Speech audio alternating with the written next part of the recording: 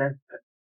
First of all, I'm Chinese, and then I became an American Chinese, and I happen to be in semiconductors, and I'm in AI. But and we have many, as you know, there are many Chinese who are excellent in AI. Now, China has a very rich population because you have a culture of science and math. You already have computer science to build on. Computer science and software is very important for AI, and so it's a very good fit. And the technology happened, at this moment. And so China is really quite prepared for that. I think China will be very successful. This is also the first time that I've had a chance to introduce NVIDIA to China's massive supply chain, the global supply chain. And also, this will be the first time, upon the request of Chairman Ren, this will be my first time I deliver a speech in Chinese. I grew up in the United States.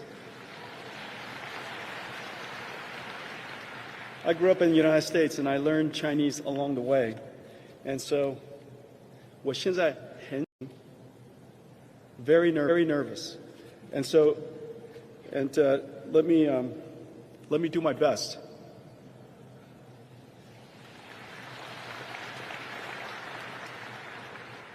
尊敬的何副总理、各位来宾、朋友们，大家上午好。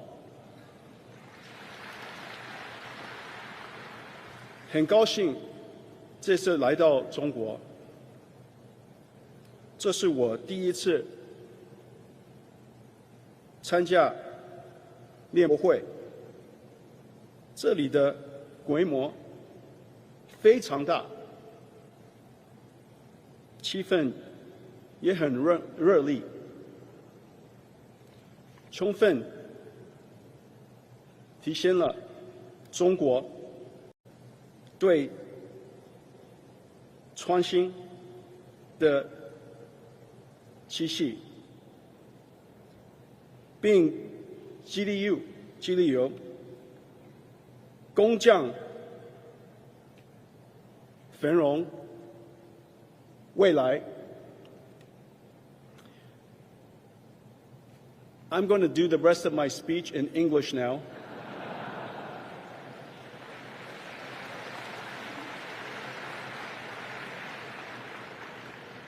So I don't torture you for the rest of the day. This is my first time here, and so I'll introduce you to NVIDIA and also the world and industry we are creating today. It started back in 1993. NVIDIA was just a tiny startup with a big dream. To invent the PC with 3D graphics for gaming. We're proud to have created the PC gaming industry, one of the world's largest technology and entertainment industries. And we did it with pioneers here in China, like Tencent, NetEase, MiHoYo, and Game Science. In 1999, over 20 years ago now, we invented the GPU, the first programmable graphics processor, and opened the door to a new form of computing called accelerated computing. In 2006, we introduced CUDA, turning the GPU into general-purpose computing engine and laying the foundation for the AI era. A decade ago, AlexNet on CUDA NVIDIA GPUs sparked the big bang of AI. Software was once hand-coded and now ran on CPUs. Now AI learn from data and runs on GPUs. This shift from human-coded logic to machine-learned intelligence is resetting the chip and computer industry from the ground up. In 2016, we introduced DGX-1, the world's first AI supercomputer. I personally delivered the first one to a small, unknown startup in San Francisco, OpenAI.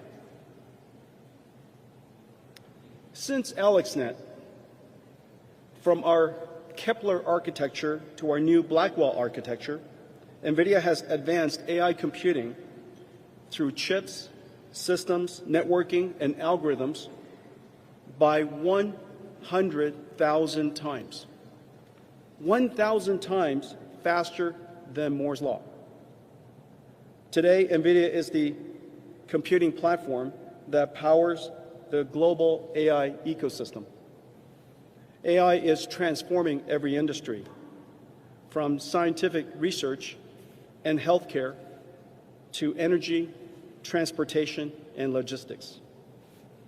AI powers iconic Chinese platforms like Tencent's WeChat, Alibaba's Taobao, and ByteDance's Douyin. AI drives Xiaomi's autonomous vehicles and smartphones.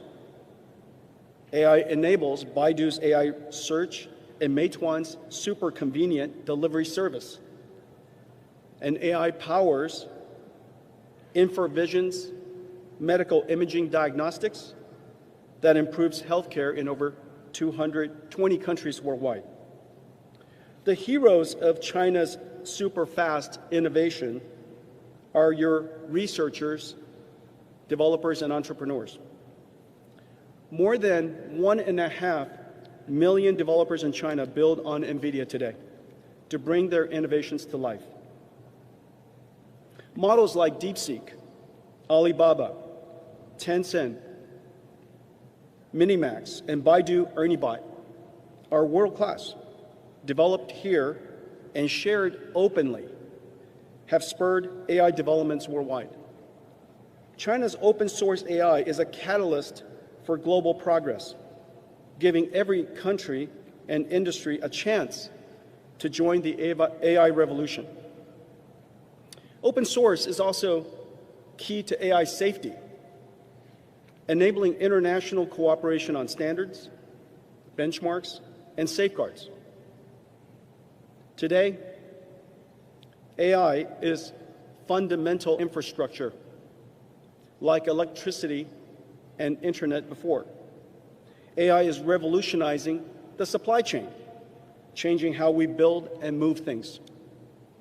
Hundreds of projects in China are simulating digital twins in NVIDIA's Omniverse to design and optimize factories and warehouses. And robots are trained inside NVIDIA Omniverse. They're virtual worlds to work safely alongside people in the physical world. The next wave of AI is robotic systems that understand the physical world, reason, and perform tasks.